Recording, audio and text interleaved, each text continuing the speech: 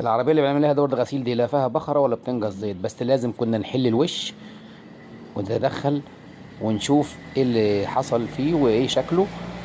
زي ما انتم شايفين الوش مليان زيت وترسبات وتشحمات كتيرة، وادي كمان وش اتجاهات.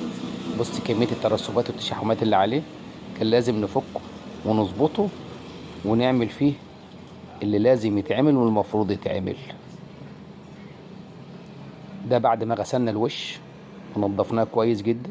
الوش ده عمره ما اتفك ولا اتنضف. وكمان ادي التكهات بتلمع، بص ازاي، شوف الاول كانت ازاي ودلوقتي بقت ازاي، لمعت ونضفناها كما يجب، وزي بالظبط رجعت فابريكا. هنفضي المرحلة التانية، فضينا كيلو هيدروليك مع خلطة الزيت بتاعتنا وكمان نص علبة الفلاش التانية. هنرش رشة جريئة كده قبل ما نقفل الوش على التكهات، لان ده الصح وده اللي المفروض يتعمل. هنفضي الزيت المرحلة التانية وندور ربع ساعة كمان.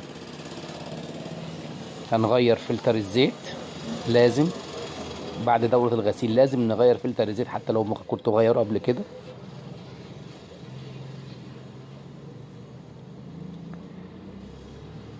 هنفضي المعالج بتاعنا قبل غيار الزيت الجديد عشان نحمي العربية من اي بخرة بعد كده تحصل ولا اي حاجة. الزبون بيفضي موبل ديلفك سايب، هنفضي ال5 لتر بتوعنا